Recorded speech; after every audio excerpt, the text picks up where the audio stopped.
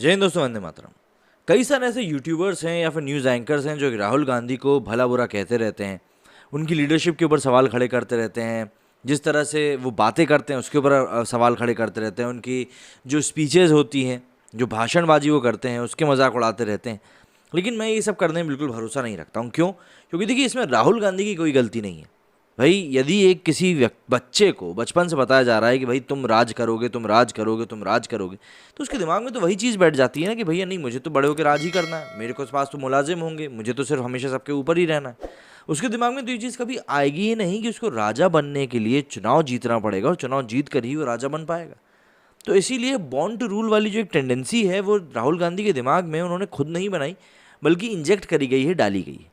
लेकिन हाँ, बात यही आ जाती है कि अगर इंसान समझदार है तो उसको इस चीज़ से बाहर आने में समय नहीं लगता। लेकिन यदि इंसान को आप टेस्ट करना चाहते हैं तो आपको ये चीज़ देखनी होगी कि क्या वो अपनी गलती को पहचान पा रहा है। मसलन अगर हम बात करें, राहुल गांधी ने अभी कुछ दिनों पहले भारत और श्रीलंका की तुलना करी। अरे आप श्रीलंका की इकोनॉमी का साइज़ देखिए, उनकी आय के स्रोत देखिए, उसके बाद कंपैरिजन करिए। लेकिन बस क्योंकि वो पड़ोसी है इसलिए कंपैरिजन कर मारा। मतलब ये बहुत ज़्यादा ही दकियानूसी सी बातें लगती हैं। कांग्रेस ने तो राहुल गांधी का हालिया लंदन दौरा काफ़ी ज़्यादा सुर्खियों में रहा। लंदन में हुए आइडिया फॉर इंडिया कार्यक्रम में राहुल गांधी ने भारत के संविधान, अर्थव्यवस्था, कांग्रेस के चिंतन शिविर, विदेश नीति जैसे तमाम मुद्दों पर एक बार फिर अपना अलग नज़रिया रखा। एक ऐसा नज़रिया जो खुद को सही साबित करने की छटपटाहट से शुरू होकर नरेंद्र मोदी सरकार की आलोचना से होते हुए भारत को एक देश के तौर पर ही कटघरे में खड़ा करने के लिए तैयार रहता है।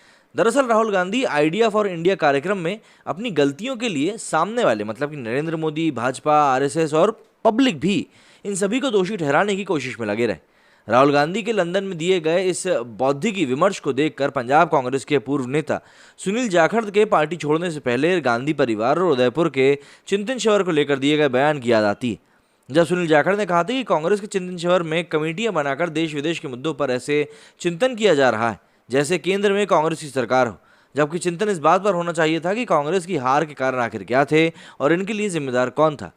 देखिए, कांग्रेस के युवराज कि राहुल गांधी 2004 में सांसद बनने के बाद से ही बॉर्न टू रूल के जिस विचार के साथ आगे बढ़ गए हैं, उसे 2014 और 2019 में पीएम नरेंद्र मोदी के नेतृत्व वाली भाजपा सरकार ने राहुल गांधी में उस बॉर्न टू रूल वाला सिंड्रोम काफ़ी बढ़ा दिया है। इसी साल के आखिर में गुजरात में विधानसभा चुनाव होने, कांग्रेस के कार्यकारी अध्यक्ष हार्दिक पटेल ने पार्टी से किनारा कर लिया है। लेकिन राहुल गांधी इन तमाम चिंताओं को दरकिनार करते हुए लंदन में बैठकर इंडिया के बारे में आइडिया देने की चर्चा करने में मशगूल रहे। इस कंडीशन में सवाल उठना लाजमी है कि आखिर अगर आप पैदा ही राज करने के लिए हुए हैं तो आप आखिर इस झूठ से कब बाहर आएंगे। आइडिया फॉर इंडिया कार्यक्रम की शुरुआत राहुल गांधी के उस फलसफे के साथ हुई जो उन्होंने कुछ समय पहले देश की संसद में दिया था। यूनियन ऑफ स्टेट का ये फलसफा कांग्रेस और राहुल गांधी के लिए कई दशकों तक काम करता रहा है। लेकिन समय के साथ चीज़ें बदली और हर राज्य में सत्ता संभालने वाली कांग्रेस अब 2 राज्यों में सिमट चुकी है। हालांकि इस सच को मानने से इनकार करने के लिए ही Rahul Gandhi union of state की बात कर रहे हैं। शायद राहुल गांधी को लगता है कि लोगों को धर्म, जाति, नस्ल, संस्कृति जैसी चीज़ों पर बांटने से ही कांग्रेस की सत्ता में वापसी संभव है। कांग्रेस कि Rahul Gandhi in union of state के बीच में फेविकॉल की तरह काम कर सकते हैं।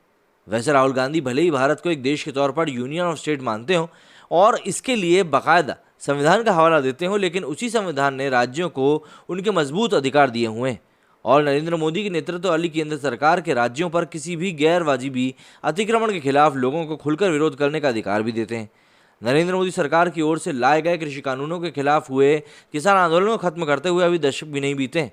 वैसे पश्चिम बंगाल की मुख्यमंत्री ममता बनर्जी से लेकर महाराष्ट्र के सीएम उद्धव ठाकरे तक स्थानीय मुद्दों को लेकर जितनी मुखरता के साथ भाजपा और पीएम नरेंद्र मोदी पर हमलावर रहते हैं, ऐसा कहीं से भी नजर नहीं आता कि राज्यों के पास बोलने का अधिकार बचा नहीं है। राहुल गांधी का मानना है कि देश में हर जाति धर्म के लोगों को सुविधाएं मिले, लेकिन आरएसएस और भाजपा लोगों को सुविधाएं कर कि जाति के आधार पर सुविधाएं देने की सोच रखती है, ऐसा उनका कहना है। जबकि देखा जाए तो लाभार्थी योजनाओं का बड़ा हिस्सा बिना धर्म और जाति के भेदभाव के सबको मिल रहा है। लेकिन राहुल गांधी को लगता है कि लंदन में बैठकर अंग्रेजी में दलितों या मुसलमानों की बात कर वो अपने इकोसिस्टम के जरिए देश में भाजपा सरकार के विरोध में माहौल बना सकते हैं। तो ये उनकी बहुत बड़ी भूल है। राहुल गांधी का मानना है कि भाजपा को वोट ना देने वाले 60% लोगों को एक करना होगा, लेकिन जब लंदन में बैठकर वो खुद ही देश के यूनियन और स्टेट होने की बात करते हैं तो उन्हें एक करने की बात पूरी तरह से बचकानी ही लगती है। लेकिन देखिए, राहुल गांधी ने अपने लंदन दौरे पर विदेश मंत्रालय के अधिकारियों और भारत की विदेश नीति की जमकर आलोचना भी करी। उन्होंने कहा कि भारतीय नौकरशाह अहंकारी हो गए। ध्यान से सुनिएगा, भारतीय नौकरशाह जो हैं अहंकारी हो गए, लेकिन जब राहुल गांधी ये बयान दे रहे थे उससे कुछ ही दिनों पहले अमेरिका, इंग्लैंड के, रूस के राजनयिकों के भारत दौरे से लेकर हाल ही में प्रधानमंत्री नरेंद्र मोदी की यूरोपीय देशों की यात्रा में जिस तरह से भारत को एक मजबूत सहयोगी के तौर पर स्थापित करने में मदद करी है, अमेरिका दबाव को दरकिनार करते हुए भारत ने यूएन में रूस के खिलाफ वोटिंग से दूरी बनाए रखी। वहीं बात जब रूस से तेल खरीदने की हुई तो विदेश मंत्री एस जयशंकर ने अमेरिकी धरती पर ही पश्चिमी देशों को आईना दिखाने में भी कोताही नहीं बरती। भारत को मौके बेमौके पर कोसने वाले पाकिस्तान के पूर्व प्रधानमंत्री इमरान खान भी अपनी विदाई से पहले भारत की विदेश नीति की तारीफों के पुल बांध रहे थे। आतंकवाद को रोके जाने से पहले पाकिस्तान के साथ बातचीत ना शुरू करने के फैसले ने ही भारत को विदेश नीति की मजबूत आधारशिला रखने में मदद करी थी, वरना इससे पहले पाकिस्तान प्रायोजित बड़े आतंकी हमले झेलने के बाद भी भारत की ओर से दोस्ती का हाथ ही बढ़ाया जाता रहा है। वैसे अमेरिका को चीन से टक्कर लेने के लिए भारत की ज़रूरत है और क्वाड सम्मेलन में शामिल होने जापान गए पीएम नरेंद्र मोदी आत्मविश्वास से भरी इसी विदेश नीति के चलते अमेरिकी राष्ट्रपति जो बाइडेन के साथ द्विपक्षीय संबंधों पर खुलकर बात कर सकेंगे। वहीं बात जब राहुल गांधी की आती है तो राहुल गांधी ने आइडिया फॉर इंडिया कार्यक्रम में भारत की विदेश नीति पर बात की। इस दौरान राहुल गांधी ने रूस यूक्रेन युद्ध की तुलना भारत और चीन के बीच चल रहे तनाव से भी कर डाली। राहुल गांधी की माने तो रूस ने यूक्रेन में जो किया है, चीन भी वही काम भारत के डोकलाम और लद्दाख में कर रहा है। चीन लद्दाख और अरुणाचल प्रदेश को भारत का हिस्सा नहीं मानता है, लेकिन क्या चीन के ऐसा मानने भर से लद्दाख और अरुणाचल प्रदेश उसके हो जाएंगे? राहुल गांधी को ये चीज़ समझनी होगी कि राजनीति में हर शख्स जैक ऑफ ऑल ट्रेड्स नहीं हो सकता। जिन विषयों में उनकी समझ कम है उन्हें उस सब्जेक्ट पर बोलने से बचना चाहिए। चीन को गलवान घाटी में भारतीय सेना की ओर से मिले मुंहतोड़ जवाब का ही नतीजा है कि भारत और चीन के बीच लगातार सैन्य वार्ता चल रही है और कई विवादित जगहों का समाधान निकल चुका है। वैसे यूक्रेन और भारत में एक बुनियादी अंतर उसकी परमाणु शक्ति संपन्नता का भी है। भारत एक परमाणु शक्ति के तौर पर जाना जाता है और इसकी वजह से चीन तो क्या कोई भी पड़ोसी देश इतनी आसानी से भारत पर युद्ध लादने की कोशिश नहीं करेगा, क्योंकि भारत की विदेश नीति बातचीत के जरिए ही विवादों का हल निकालने पर चल रही है और यही राष्ट्रहित में भी है। वहीं राहुल गांधी के नाम के आगे अगर गांधी टाइटल ना लगा होता तो शायद ही उन्हें कांग्रेस में इतने अभयदान मिलते। अपने बयानों के जरिए कांग्रेस की भद्द पिटवाने के अलावा राहुल गांधी अब देश के सम्मान को भी ठोकर लगाने में कोई कमी नहीं रखते। अगर ऐसा नहीं होता तो श्रीलंका के साथ भारत की तुलना करने जैसी बेवकूफ़ाना हरकत शायद ही वो करने की सोचते। लेकिन राहुल गांधी कांग्रेस के युवराज हैं तो उनकी सभी गलतियां माफ़ हैं। भारत में श्रीलंका जैसी कंडीशन पैदा होने की बात करने वाले राहुल गांधी भूल जाते हैं कि भारत को सबसे तेज़ी से उभरती हुई अर्थव्यवस्था कहा जाता है और ये सब केवल कहने के लिए नहीं है। दुनिया का तीसरा सबसे बड़ा स्टार्टअप इकोसिस्टम IMF यानी विश्व मुद्रा कोष की ओर से भारत के 2029 तक 5 ट्रिलियन इकोनॉमी बनने की संभावना।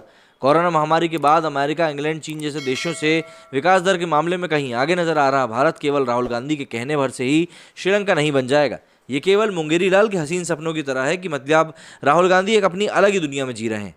वो उस दुनिया से शायद बाहर आना नहीं चाहते, क्योंकि अगर वो उस दुनिया से बाहर आ जाएंगे तो उन्हें सच्चाई का सामना करना पड़ेगा और सच्चाई ये है कि उनका राजनीति में अभी तक ग्राउंड बन ही नहीं पाया है। मेरे स्टूडियो में फिलहाल इतना ही। जय हिंद, जय भारत।